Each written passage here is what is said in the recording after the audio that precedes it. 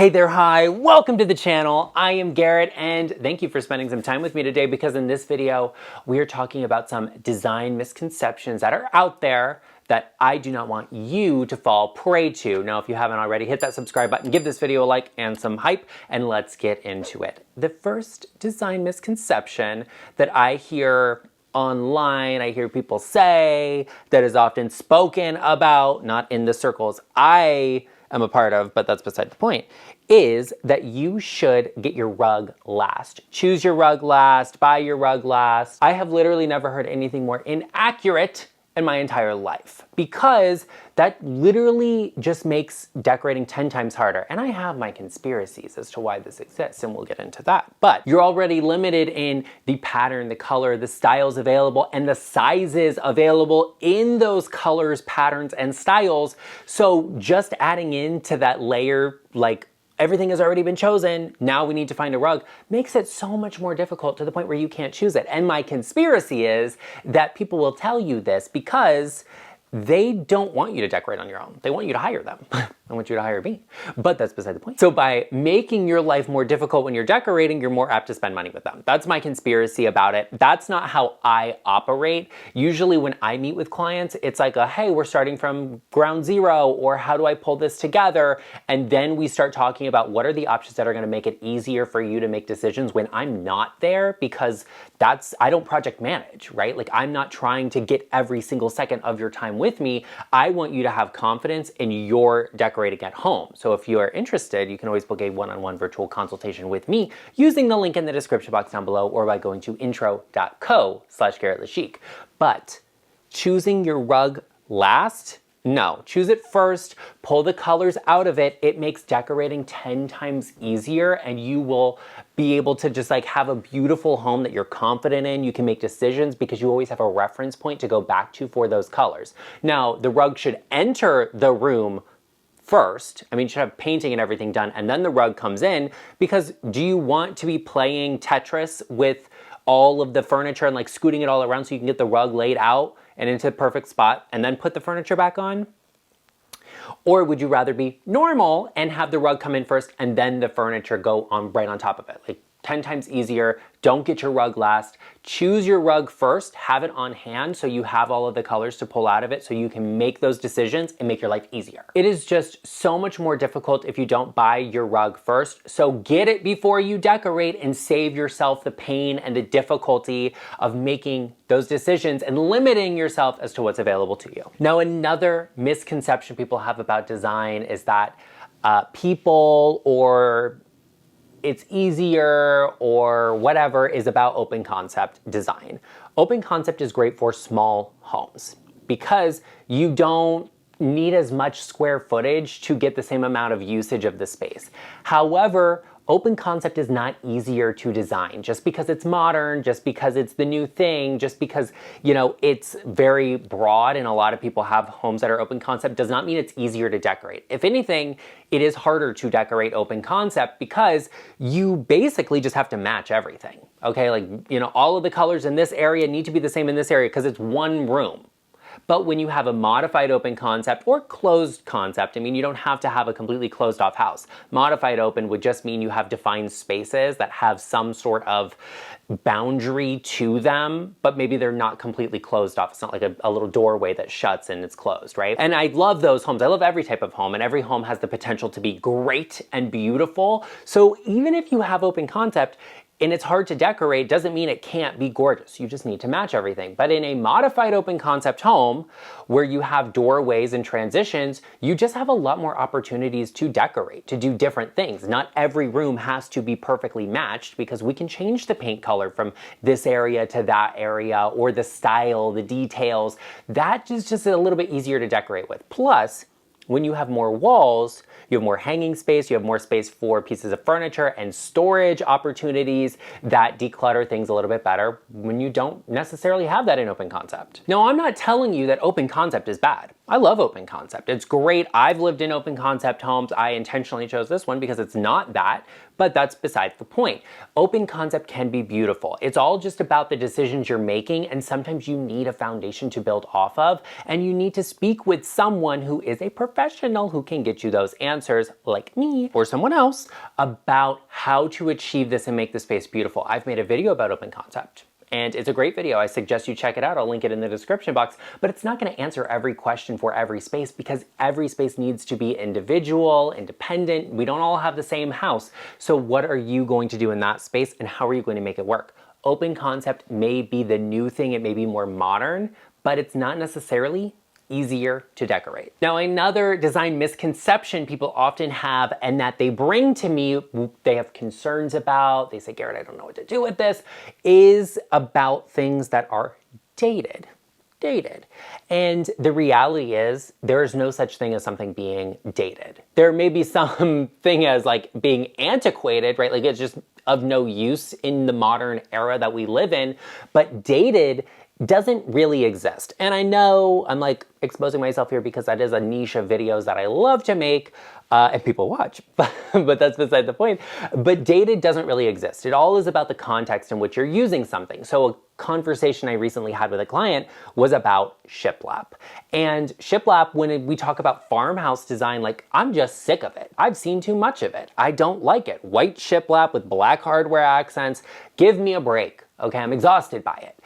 But that's not dated. That's more just me being overexposed to it. And I don't like seeing that. So when this client came to me and said, hey, you know, I'm near the beach and I want something that's coastal. Do you think that if I do shiplap ceilings, that's gonna be dated? I was like, oh, I love a shiplap ceiling. I love a shiplap detail because it always reads as being a little bit coastal. And that's something that made sense in that space. So maybe shiplap is dated in one context, right? Like we're just sick of seeing it. I don't want to see it anymore. I'm done with that. But in another, it's incredible. It's amazing. This is like the perfect detail. When you think something is dated, step back, look up that thing if you have an idea about it, and say, what are other people doing with it? Another example is granite countertops.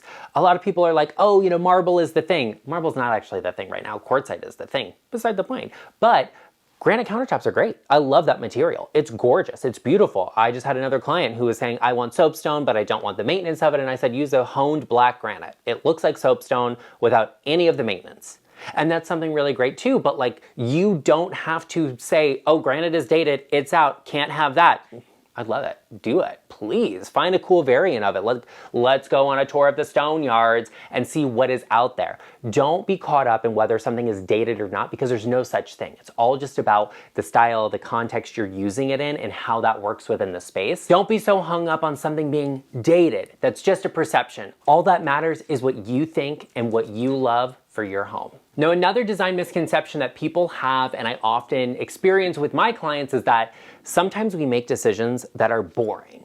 And everybody thinks that every single thing has to be an incredible detail. It needs to be a standout feature. Boring sometimes is best. And those boring decisions usually add up to something incredible. And here's what I mean by this. Look at this bathroom. This is gorgeous. It's stunning. It's incredible. But each of the individual components are boring. I mean, look at it. We have 3 colors. We have the wood floor, we have white trim, and then we have a wallpaper. None of this is a standout feature in the color or whatever. It's all about the details. They're refined, they're simple and beautiful, but because of the lack of detail in all of the colors, you see all of the detail in the materials and in the construction. That is something that's boring, but beautiful. And that's sometimes what you have to do. And those details may be boring individually, but when they come together, when they are a greater part of the whole, they are beautiful. They create something incredible. So sometimes that boring design is the best choice. Just think about it. If every component, every aspect, every single thing you bring into your home is a standout moment, you would not be able to see any of it. Your head would be spinning. It would be like static. Everything would be interesting. We would just be moving all over the place. It would be overwhelming and you would not be able to enjoy the space as you should be because not enough of it is boring. Another design misconception people get hung up on is about hanging artwork and where to hang it. They get so hung up on it. Now, I personally think artwork is a part of the architecture of your home. So I want it all to be in line with itself within the space. Every piece, just hang them in the same line on top of each other. Or if you have an architectural feature that you can align them up with, you can do that, and that's great. But here's an example of where you can't do that and why you should not always stick to that. It's not always true in every space. Every space is individual. Look at this bedroom. The individual details are gorgeous, okay? I love all of it, but the artwork above the nightstands just looks crazy. It looks bad, it looks weird. I don't like it because it doesn't make any sense. What they've done is they've hung the top of the artwork in line with the top of the window frames, and sometimes that works. But in this instance, this artwork is making the nightstands look empty and hollow. It's making the bed look shrunken and small and insignificant, and it's not enhancing the room or doing anything wonderful here for this space. So instead of doing like 8x10 frames that are stacked above each other with nothing above the headboard, you either would take 8x10s all the way across the headboard, which I also don't like because it's kind of like framing the headboard in artwork. I think that's weird. It's not always about, we just need a bigger piece of artwork above the headboard. Like, that's the obvious answer, but then it also kind of makes everything look cluttered. What I would have done in this space is I basically just would have kept the lower photos, okay? Eliminated the ones on top and just had the ones down below. Maybe they're a little bit blocked out by the lampshades, and that's fine. You could also do mirrors, like an oversized mirror, either like hung on the wall behind the nightstand or leaned against the wall behind the nightstand. You sometimes have to break a design rule to achieve something beautiful. So don't be that person that's like, I have to follow every single rule to a T. Not every rule fits every space. Okay, that's just the reality of it. We're not one size fits all. You don't wear the same size shoes as I do. Maybe you do, but you're not borrowing mine, okay? You have to do your own thing. Look at this space. Tell me it's not stunning. Tell me it's not stunning, and technically the artwork is hung too high off the back of the sofa. Am I going to jail? Because I like it? Because I think it looks good?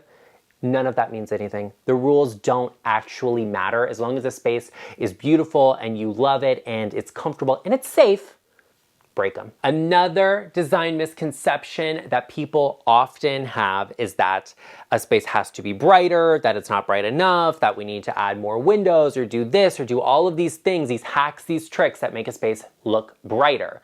Sometimes the space just is moody. Sometimes it's just dark, and you need to embrace it. You need to roll with it, because you will find yourself in a difficult situation if you don't. Like this living room right here.